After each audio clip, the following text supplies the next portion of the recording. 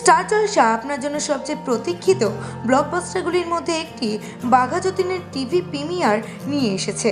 কিংবদন্তি স্বাধীনতা সংগ্রামী যতীন্দ্রনাথ মুখার্জির জীবনের এক আকর্ষণীয় চিত্রায়ন 23শে জুন রবিবার দুপুর 1টার সময় টেলিভিশনে প্রথমবার নিয়ে আসতে চলেছে স্টার জলসা।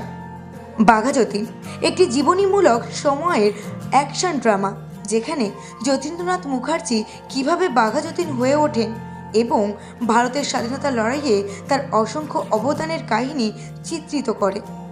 চলচ্চিত্রটিতে 92 জন মুক্তিযোদ্ধার একটি চিত্রাকর্ষণ, যা তাদের স্বাধীনতার জন্য সম্মিলিত সংগ্রামকে তুলে ধরে। এই ছবিতে দেবকে প্রধান চরিত্রে অভিনয় করতে দেখা যায় এবং তার বিপরীতেই দেখা যাবে নবগত অভিনেত্রী সৃজা দত্তকে। এছাড়াও রয়েছে সুদীপ্তা চক্রবর্তী, রোহান ভট্টাচার্য, আরও অনেকেই। বাঘা যতীন পরিচালনা করেছেন অরুণ রায় এবং প্রযোজনা করেছে দেব। চলুন জেনে নেব বাঘা যতীনের পুরো টিমটি এই ফিল্মটির সম্পর্কে বা চলচ্চিত্রটির সম্পর্কে কি বলছে। দেবদাকে আসার জন্য রিকোয়েস্ট করছি। এই ছবির থ্যাংক ইউ দেবদা, থ্যাংক ইউ সো মাচ। এই ছবির মেরুদণ্ড বলা যেতে পারে, যাকে ছাড়া হতো না। প্লিজ ওয়েলকাম আমাদের ডিরেক্টর অরুণ রয়। অরুণদাকে আসার জন্য রিকোয়েস্ট প্লিজ। থ্যাংক ইউ দাদা, থ্যাংক ইউ সো মাচ। আমাদের এরপর যাকে ডাকবো, তিনি কিন্তু আমাদের জলসার ঘরের ছেলে, আমাদের পরিবারের মানুষ। তাকে আমরাও বড় পর্দায় দেখে সত্যি আপ্লুত। বুঝতেই পারছেন কার কথা বলছি, চিত্তপ্রিয় অর্থাৎ রোহান ভট্টাচার্য। Please welcome Rohan.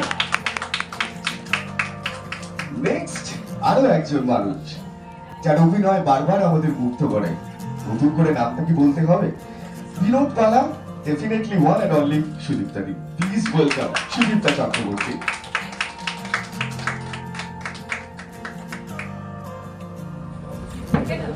দেবদার সাথে পাল্লা দিয়ে যিনি অভিনয় করে ফাটিয়ে দিয়েছেন, বলা যেতে পারে প্রথমবার যাকে বড় পর্দায় আমরা দেখেছি, এবং সেই তাকে দেখো নতুন ভালো ভালো ভালো ভালো করে বললাম যে এরপরে আরো মনের জোর পায়, কনফিডেন্স পায়।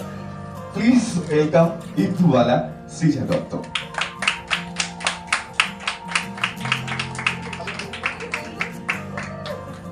Thank you. এবং ডেফিনেটলি ছবি মানেই সেখানে গান, মিউজিক একটা বিষয় যেটা ছাড়া কখনোই কিছু হয়ে ওঠে না। আমার মনে হয় যে কোনো ছবির ক্ষেত্রে মিউজিকটা একটা ম্যাটার করে। তাই যে ছবির মিউজিক এখনো আমরা লুপে শুনছি, এই ছবির গান যারা এখনো আমরা লুপে শুনছি, এই অভ্যাসটা যিনি তৈরি করে দিয়েছেন, তিনি ওয়ান এন্ড অনলি আমাদের মিউজিক ডিরেক্টর নীলায়ন চ্যাটার্জি।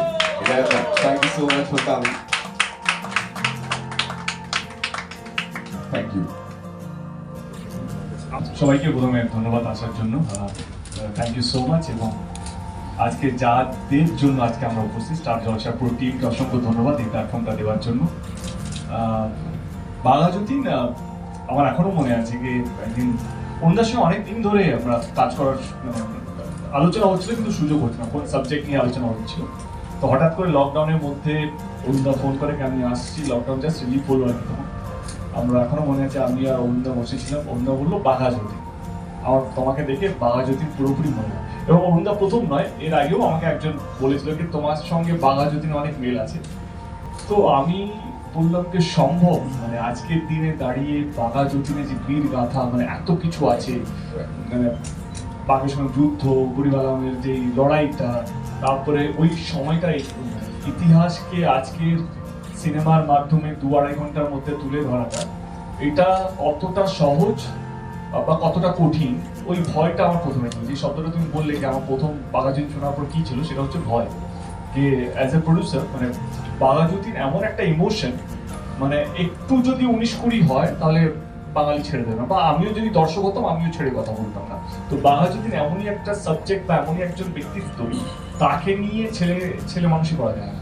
তো সেইটার একটা ছিল। বাট আমার কোথাও যেন অরুণদার টিমের উপর প্রচন্ড ভরসা ছিল, কারণ অরুণদা জিনিয়াস। মানে যখনই ইতিহাস নিয়ে, যখনই কোনো চরিত্র নিয়ে যখনই অরুণদা কাজ করেছে, আমার মনে হয় বাংলায় খুব কম লোকের সেই দক্ষতা আছে, যে ভিশনটা আছে, এবং সেই পড়াশোনাটাও আছে।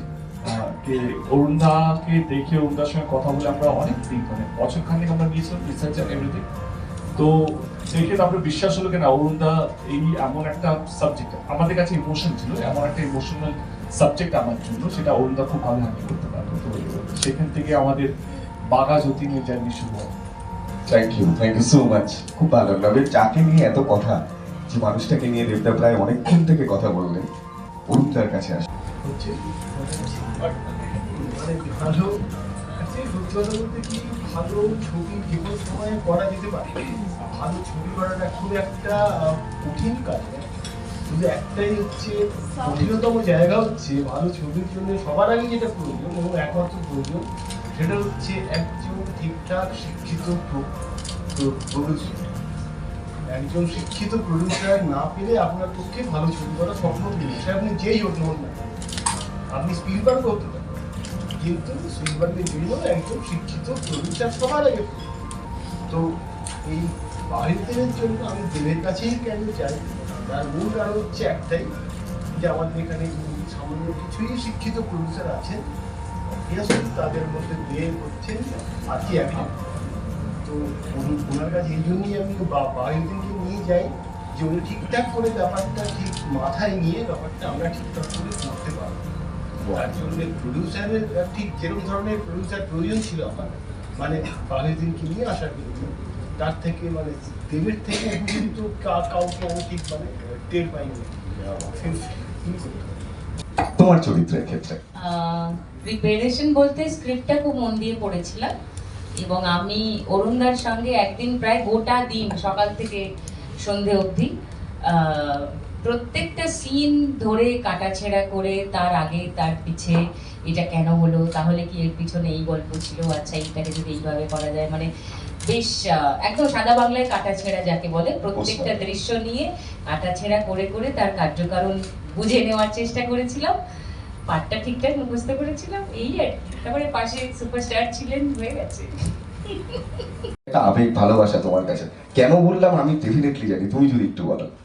আসলে আমি প্রথমবার দেবদার সাথে যখন দেখা হয়েছিল, দেবদার সাথে কাজ করছিলাম ডান্স জুনিয়রে। আর ডান্স জুনিয়র কিছুদিন চলার পরে দেবদা একদিন আমাকে বলেছিল যে তোকে আমি আমার একটা ছবিতে নেব। তো আমার জানি না কেন ভাসান বাপির চরিত্রেও প্লে করছিলাম তখন। আমি ওই চরিত্র প্লে করতে দেখে দেবদার কেন মনে হয়েছিল আমি চিত্তপ্রিয় রায়চৌধুরী করতে পারবো, আমি জানি না, সেটা দেবদার চোখ। তারপরে আমাকে অরুণদার কাছে পাঠিয়েছিল এবং আমি সিলেক্ট হই। আমি ভীষণভাবে খুশি অনেকগুলো কারণে। সেটা হচ্ছে একটা তো দেবদা, আমি যার ফ্যান অনেক দিন থেকে, তার সাথে কাজ করব একটা ছবিতে, এত বড় ছবিতে। আর এরকম ছবি আমি দেখে এসেছি ছোট থেকে, স্বাধীনতা সংগ্রামীদের নিয়ে আমাদের বলিউডে অনেক ছবি দেখেছি, কিন্তু আমাদের বাংলায় প্রথমবার, হয়তো আগে হয়েছে কিন্তু এত বড় স্কেলে আগে হয়নি বাঘা যতীনের মতো। তো এত বড় স্কেলে এরকম একটা ছবি হচ্ছে, সেই ছবির আমি একটা পার্ট, এটাতে আমি ভীষণ গর্বিত। আমার বলতে ভালো লাগে কাউকে যে আমি বাঘা যতীনে আছি। এখন যখন 23 তারিখ আসছে বাঘা যতীন স্টার জলসাতে দুপুর 1টায় আসছে, তো আমি সবাইকে বলি যে বাঘা যতীনে আমিও আছি। তো সবাই আমার দিকে একটু অন্যরকম ভাবে তাকায়, এত বড় একটা ছবির অংশ আমি। তো থ্যাংক ইউ সো মাচ দেবদা, থ্যাংক ইউ ফর এভরিথিং। তোমার এক্সাইটমেন্ট, তোমার কাছে কি কি ফিডব্যাক, তোমার চরিত্র নিয়ে মানুষ কি বললো, একটু যদি বলো। লাস্ট এক বছর আমার কাছে পুরো একটা স্বপ্নের মতোই।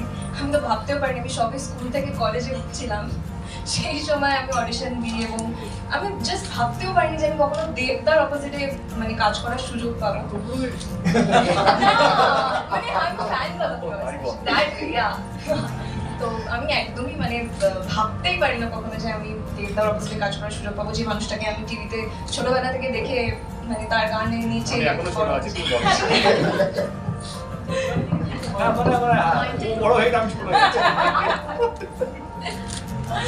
হ্যাঁ। তো ডেফিনেটলি আর যেভাবে মানে এরকম একটা ছবির পার্ট হতে পারার সুযোগ পাওয়াটা, এখানে it's a very big thing. So thank you so much. And definitely আমার সবাই কলেজের সবাই দেখেছে, এবং তাদের কাছেও খুবই মানে তারাও বিশ্বাস করে উঠতে পারছে না আর কি যে এরকম ব্যাপারটা হয়েছে। তো yes, thank you so much পুরো টিমকে আমাকে এতটা সাপোর্ট করে এই কাজটা আমাকে এতটা হেল্প করে কাজটা করাবার জন্য। ঐতিহাসিক বহু ছবির সাথে সাক্ষী দেশ, তার মধ্যে অন্যতম বাঘা যতীন। এই ছবিটা প্রথমবার ওয়ার্ল্ড টিভি প্রিমিয়ার হচ্ছে, কি বলবো? এটাই বলো আপনাদের চ্যানেলের মাধ্যমে আপনাদের দর্শককে যে বাঘা যতীন এমন একটা সাবজেক্ট, এমন একটা গল্প, এমন একটা ছবি, এমন একটা মানুষের বীরতার গাথা, যেটা আমার মনে হয় কি প্রত্যেকটা মানুষের দেখা উচিত। যেটার জন্য আমরা এটা হিন্দিতেও রিলিজ করার চেষ্টা করেছিলাম এবং শুধু বাঙালি নয়, ভারতবর্ষের সমস্ত মানুষের ওনার গল্প, ওনার স্যাক্রিফাইস আমার কোথাও যেন মনে হয় কি দেখা উচিত এবং সেটার জন্যই আজকে এখানে উপস্থিত আমরা সবাই। 23শে জুন স্টার জলসায় এটা দেখানো হবে দুপুর 1টায়। তো আপনারা যারা যারা আমাকে দেখছেন এই মুহূর্তে, আমার মনে হয় কি একবার সুযোগ দিন। আমার মনে হয় কি এই গল্পটা, এই ছবিটা আপনাদের সবাই, তার আগে কেউ জানতো না যে ফাদার অফ ইন্ডিয়ান ফুটবলের নামটা কী, মানে এবং প্রথম ভারতীয়, বাঙালি তো বলবো না, ভারতীয় যে ফুটবলকে কিক করেছিলেন এবং জিতেছিলেন। তো এই গল্পটা বা ওনার গাথাও কেউ জানতো না যতক্ষণ না আমরা গোলন্দাজ নিয়ে আসি। এবং ডেফিনেটলি সেরকম বাঘা যতীন আমরা সবাই জানি উনি বাঘ মেরেছিলেন, কিন্তু ওনার যে জীবন, ওনার কী কী হয়েছিল ওনার সময়, উনি যে এই যে গান ফ্যাক্টরি থেকে গানগুলো লুট হয়েছিল এবং স্বাধীনতার সঙ্গে ওনার অবদান ওই সময় দাঁড়িয়ে, এবং এইটা অনেক মানুষের কাছে জানা ছিল না। তো সেইটা একটা সিনেমার মাধ্যম, সিনেমা যেটা আমরা সবসময় বলি it's a very important medium, যে মানুষের কাছে পৌঁছানো এবং গল্পগুলো, অনেক মানুষ গল্প শুনতে পছন্দ করে, অনেক মানুষ গল্প দেখতে পছন্দ করে। এবং সেই জায়গা থেকে বাঘা যতীন যখন আমরা সিনেমা হলে রিলিজ করেছিলাম তখন আমরা ভীষণ বাম্পার রেসপন্স পেয়েছিলাম এবং last year one of the blockbuster. তো সেই জায়গা থেকে আজকে এটা টেলিভিশনে মুক্তি পেতে চলেছে এবং আমাদের চেষ্টা, যেটা তুমি বললে, কি এরকমই ইতিহাসে হারিয়ে যাওয়া যেই চরিত্রগুলো, সেইগুলোকে মানুষের কাছে তুলে ধরা এবং সেটাকে ছবির মাধ্যমে দর্শকের কাছে নিয়ে যাওয়া, এটাই আমাদের চেষ্টা। এবং আমাদের পরের যেই গল্পটা আসবে, যেটা আমার মনে হয় চ্যালেঞ্জ করে বলতে পারবো কি ইন্ডিয়াতে ওই লোকটাই কেউ জানে না, কিন্তু পুরো ইনসিডেন্টটা এতটাই ফেমাস, একজন বাঙালি যে পুরো দেশে বিপ্লব এনেছিল এবং সেইটাকে নিয়ে আমরা চলছি। এবং আমার মনে হয় কি খুব যদি ঠিকঠাক থাকে, যেটা সামনের বছর থেকে আমরা শুটিং শুরু করবো এবং তার ডিরেক্টর অফকোর্স অরুণ দাই।